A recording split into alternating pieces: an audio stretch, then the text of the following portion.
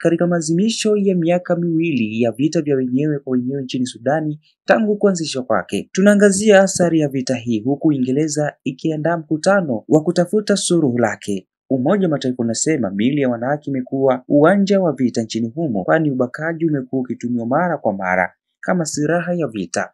Sarafina Lobi anatuarifu na kutupa historia ya mzozo huo.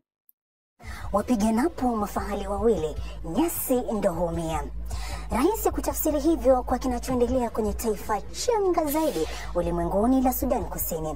Rais Salva Kiir na makamu wake Riek Machar si chanda na pete tena. Tumefikiaje hapa? Zamani Sudan ilikuwa taifa moja, lakini keki ya taifa ikawatofautisha. Jamii ya kusini ikalalamika kutonufaika na taifa lao. Kaskazini ikijitetea haiwadhulumu watu wa kusini. Kukaibuka vita vya wenyewe kwa wenyewe na kusababisha vifo vya maelfu ya watu kwa mujibu wa Umoja wa Mataifa. Takriban milioni 2 ambavyo viliendelea kwa takriban miaka 21. Juhudi za amani zikafanyika na mwaka 2005 John Garang akatangazwa kama makamu wa rais wa hasimu wake Omar al-Bashir, akishika pia wadhifa wa rais na wa Sudan Kusini. Hata mwezi haukuisha, Garang akafariki katika ajali ya ndege katika eneo la Amatong, Sudan Kusini, akiwa safarini kuelekea Juba baada ya mazungumzo na rais wa Uganda Yoweri Museveni. Mengi yakaibuka.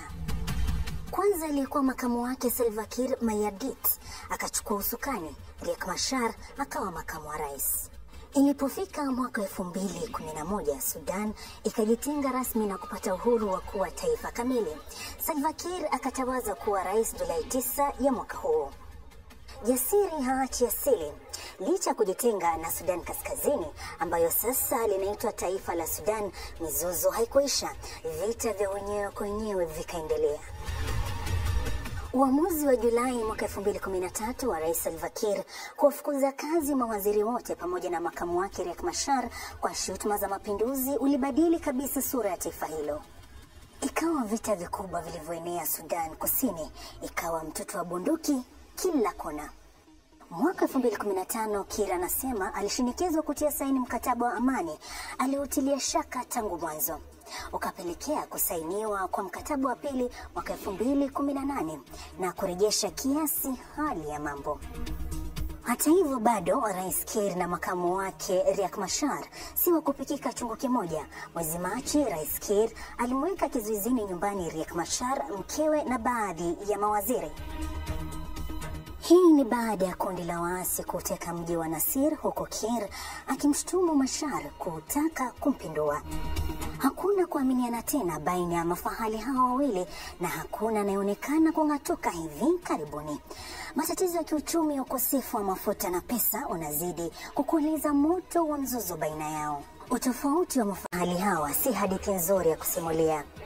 Swali kubwa sasa ni je, umefikia wakati mafahali hawa wakakaa kando kwenye siasa za Sudan Kusini na kuruhusu utawala mpya, au lipi linaweza kufanyika? Tusalie barani Afrika ambapo rais wa zamani wa DRC Joseph Kabila atajua kurejea nchini humo, akisema kurejea kwake ni kwa nia ya kuleta suluhu ya kudumu kutokana na mzozo unaoendelea mashariki mwa Demokrasia ya Kongo. Sikola Sanga anatuarifu kwa kina. Kwanza kuna uhasama mkubwa kati ya rais wa sasa Felix Tshisekedi na rais huyo wa zamani Joseph Kabila. Na bila shaka ujio wa Kabila unaweza kuonekana kama ongezeko la tishio kwa uongozi wa Felix Tshisekedi. Rais wa zamani wa Jamhuri ya Kidemokrasia ya Kongo Joseph Kabila ametangaza kwamba anapanga kurejea nchini humo. Hii ni baada ya kuishi nje kwa muda alipokimbilia uhamishoni kwa hiari. Sababu zake za kurejea nyumbani ni zipi? Anahofia hali ya usalama katika eneo la mashariki mwa DRC, hususan mapigano makali kati ya kundi la waasi la M23 na jeshi la FARDC. Kurejea kwake kwanza kutaweka wazi maoni ya wengi na vile shutuma kutoka kwa Rais Tshisekedi na wandani wake kwamba Kabila ndiye mwenye kuipa nguvu kundi la M23. Ila ninadhani kwamba cha muhimu zaidi ni kuwa hatua hii itampa fursa ya kubuni upya shughuli zake za kisiasa. Joseph Kabila amekanusha madai hayo. Alikabidhiwa mamlaka ya kuongoza taifa hilo mnamo mwaka 2001, lakini alikataa kuondoka madarakani wakati ambapo awamu yake ya mwisho uongozini ilipokamilika mnamo mwaka 2016. iliyopita. Hali hiyo ilizua ghasia kutokana na maandamano na vile shutuma dhidi yake kwamba alikuwa anachelewesha uchaguzi kufanyika kwa ajili ya kuongeza muda wa kuendelea kusalia madarakani.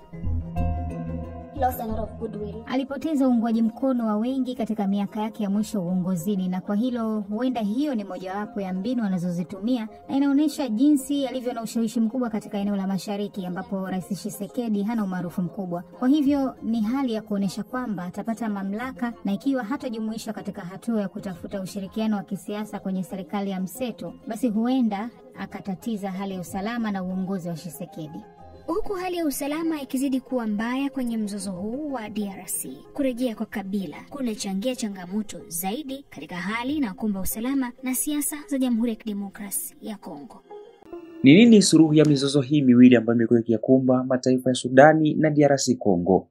Tuambie. Mimi ni Wilson John na hii ni Jimbi TV.